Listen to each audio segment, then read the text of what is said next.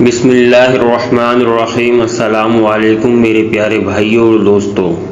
ایک دفعہ کا ذکر ہے کہ ایک بادشاہ بڑا بے چین تھا۔ وہ زندگی میں خوش رہنا چاہتا تھا، لیکن خوشی اس سے کوسوں دور تھی۔ اس نے خوش رہنے کے لیے بہت سے طریقے آزمائے، اپنے وزیروں مشیروں سے بھی صلاح مشورہ کیا، لیکن سارا بے سود۔ ایک دن بادشاہ مایوسی کی حالت میں ایک پہاڑ پر چڑھا تو دیکھا ایک درویش بیٹھا ہوا تھا۔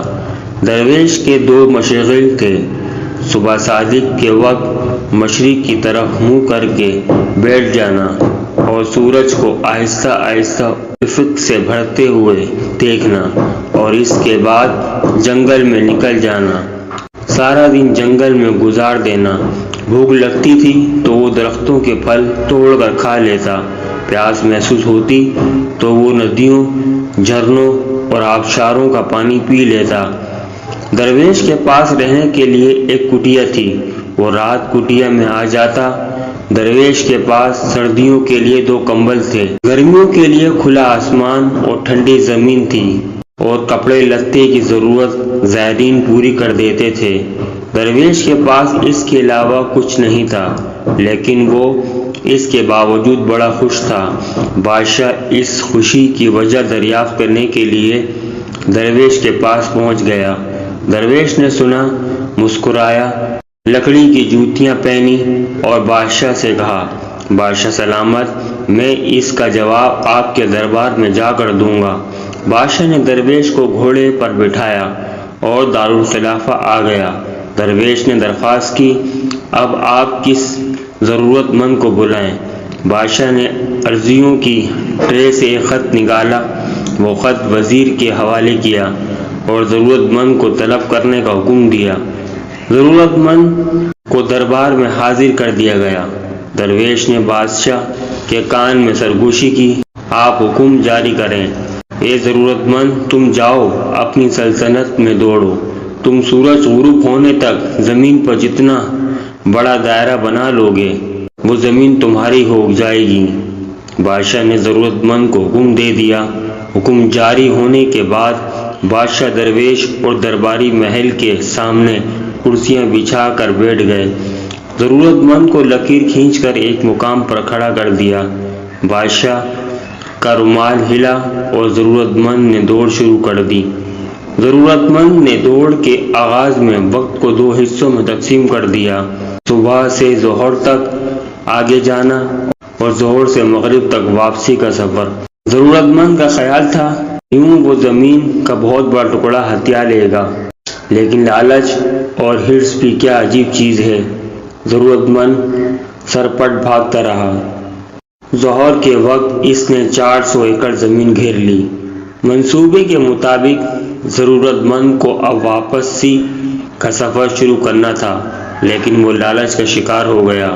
اس نے سوچا، میں اگر اپنی رفتار بڑھا لوں تو میں عصر تک 100 ایکڑ زمین مزید گھیر لوں گا، اور میں اگر اسی رفتار سے واپس کے لیے دوڑوں تو میں مغرب تک واپس پہنچ جاؤں گا۔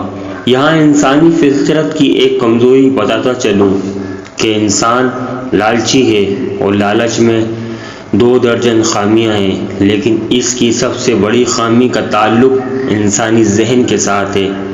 اللہ تعالیٰ نے انسان کو تخمینہ لگانے، حساب کتاب کرنے کی صلاحیت سے نواز رکھا ہے۔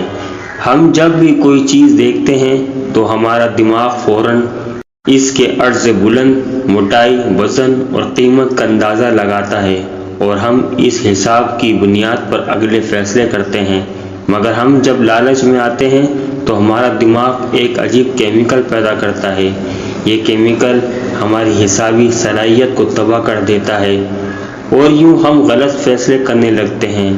آپ فراڈیوں کے ہاتھوں عمر بھر کی کمائی لٹانے والے لوگوں کی کہانیاں سنیں۔ آپ کہانی سننے کے فوراً بعد کہیں گے، تم پڑھے لکھے ہو، سمجھدار انسان ہو، تم یہ اندازہ نہیں لگا سکے، لوہیا کبھی سونا نہیں بن سکتا۔ جو شخص ٹیکسی پر تمہارے پاس آیا تھا وہ تمہیں 5 کروڑ کی زمین 2.5 کروڑ میں کیسے دے سکتا ہے؟ یا جو دکاندار مارکیٹ میں کروڑوں روپے کی ہے وہ 10 لاکھ روپے میں کیسے مل سکتی ہے اور مٹھائی سے شوگر کا علاج کیسے ہو سکتا ہے، وغیرہ وغیرہ۔ فراڈ کا نشانہ بننے والا عموماً یہ جواب دیتا ہے، بھائی جان وہ جادوگر تھا، اس نے میری عقل پر پردہ ڈال دیا تھا۔ فراڈیا جادوگر نہیں تھا، جادوگر لالچ تھا، اور لالچ سے پیدا ہونے والا کیمیکل تھا جو انسان کی عقل سلپ کر لیتا ہے اور یوں اچھا بھلا سمجھدار شخص بیوقوف بن جاتا ہے۔ میں واپس زمین گھیرنے والے شخص کی طرف آتا ہوں۔ لالچ نے اس کی عقل بھی سلب کر لی۔ وہ مزید زمین کے لالچ میں اثر تک بھاگتا رہا۔ سورج نے جب تیزی سے واپسی کا سفر شروع کیا تو اس شخص کو اپنی غلطی کا احساس ہوا۔ وہ پلٹا اور واپسی کے لیے دوڑتا رہا، لیکن دیر ہو چکی تھی۔ اس وقت صرف 2 ہی راستے تھے۔ وہ اپنی ہار مان لیتا، دوڑنا بند کر دیتا اور چپ چاپ گھر واپس چلا جاتا، پھر جیتنے کے لیے سر توڑ کوشش کرتا۔ آخر اس نے جیتنے کے لیے سر توڑ کوشش کرنا شروع کر دی۔ یہاں انسان کی ایک اور خامی بھی بتاتا چلوں۔ کامیابی میں سر توڑ محنت ہمیشہ تیسرے نمبر پر آتی ہے۔ پہلا نمبر منصوبہ بندی، دوسرا نمبر صلاحیت کو حاصل ہوتا ہے۔ آپ کی منصوبہ بندی غلط ہے۔ آپ پہاڑ پر کھجور لگانا چاہتے ہیں یا صحرا میں چاول اگانا چاہتے ہیں تو خواہ کتنی محنت کر لیں، آپ کی کامیابی کے امکانات بہت کم ہوں گے۔ دوسرا، آپ میں اگر صلاحیت نہیں، آپ نے اگر باقاعدہ ٹریننگ حاصل نہیں کی، آپ نے اگر اس مرحلے کے لیے تیاری نہیں کی تو آپ خواہ کتنی ہی سر توڑ محنت کر لیں، آپ کامیاب نہیں ہو سکیں گے۔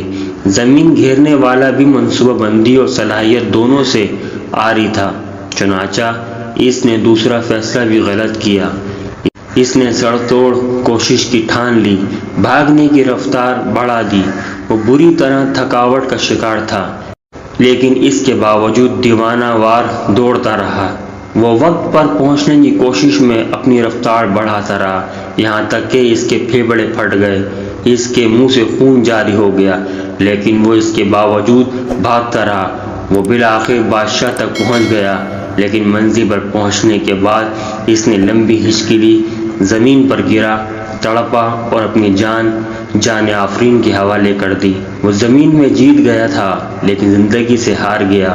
درویش اپنی جگہ سے اٹھا، زمین پر گرے شخص کے قریب آیا، ہاتھ سے اس کی کھلی آنکھیں بند کی، بادشاہ کو قریب بلایا اور اس بد نصیب شخص کی لاش دکھا کر بولا، بادشاہ سلامت، حرص کی بیپاری کبھی خوش نہیں رہ سکتے۔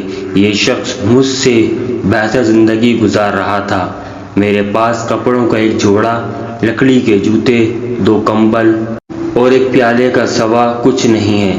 میں شہر سے کوسوں دور پہاڑ پر رہتا ہوں، پھل کھاتا ہوں اور ندیوں کا پانی پیتا ہوں، لیکن خوش ہوں کیونکہ میں لالچ نہیں کرتا۔ جب آپ میرے مقابلے میں اس شخص کے اثاثے دیکھیں، یہ شخص مجھ سے 1000 درجے بہتر ہوگا۔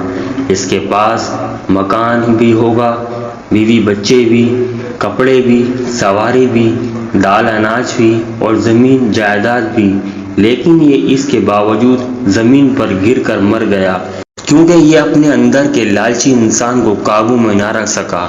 یہ دیوانہ وار خواہشوں کے پیچھے بھاگتا رہا۔ یہ کبھی کسی کو درخواست دے دیتا اور کبھی آپ کو عاضی بھجوا دیتا۔ قسمت کے 11ویں کی اس کی لاٹری نکل آئی۔ آپ نے اس زمین گھیرنے کی اجازت دی، یہ بھاگا، لیکن اس کی لالچ اس کے ساتھ ہی دوڑ پڑا۔ یہ اگر سمجھدار ہوتا یا اگر درمیان میں قناعت کر لیتا، یہ رک جاتا یا جو حاصل ہو گیا اس پر اتفاق کر لیتا یا شکر ادا کرتا اور زندگی کو پرسکون بناتا تو یہ نعمت اس کے لیے کافی ہوتی، لیکن یہ لالچ کے گھوڑے سے نہ اترا۔ یہ بھاگتا رہا یہاں تک کہ لالچ نے اس کی جان لے لی۔ درویش نے لمبی سانس لی اور بولا، بادشاہ سلامت، حرص اور خوشی دونوں سوتنے ہیں، یہ اکٹھی نہیں رہ سکتی۔ آپ خوش رہنا چاہتے ہیں تو آپ کو لالچ کو طلاق دینا ہوگی۔ خوشی خود بخود آپ کے گھر میں بس جائے گی، لیکن آپ اگر لالچ کے گھوڑے پر بیٹھ کر خوشی کی تلاش میں سرپٹ بھاگتے رہے تو آپ کا انجام بھی اس شخص جیسا ہوگا۔ آپ بھی عبرت کا رزق بن جائیں گے۔ بادشاہ کی آنکھوں میں آنسو آ گئے۔ اس نے گلو گلے لہجے میں عرض کیا، جناب بادشاہت حرص کے دلدل ہوتی ہے۔ آپ بادشاہ ہوتے ہوئے خود کو لالچ سے کیسے بچا سکتے ہیں؟ درویش نے مسکراتے ہوئے کہا، اختیار میں اضافہ بادشاہوں کی حرص ہوتی ہے، اور جو بادشاہ زیادہ سے زیادہ اختیارات حاصل کرنے کی کوشش کرتا ہے، اس میں اور زمین پر پڑے اس شخص میں کوئی فرق نہیں ہوتا۔ آپ اختیارات سمیٹنے کے بجائے اختیارات بانٹنا شروع کر دیں، آپ کو خوشی مل جائے گی۔ یاد رہے کہ لالچ اور حرص ایک بہت ہی عجیب چیز ہے۔ یہ آپ کے اندر خوشی کو مار دیتی ہے اور آپ کو اندر سے کھوکھلا کر دیتی ہے۔ جب آپ لالچ کو چھوڑ دیں گے تو آپ کی زندگی میں خوشیاں دوبارہ واپس لوٹ کر آئیں گی انشاءاللہ۔ اگر میری آپ کو ویڈیو اچھی لگی تو پلیز میرے چینل کو سبسکرائب کریں، لائک کریں اور شیئر کریں۔ شکریہ۔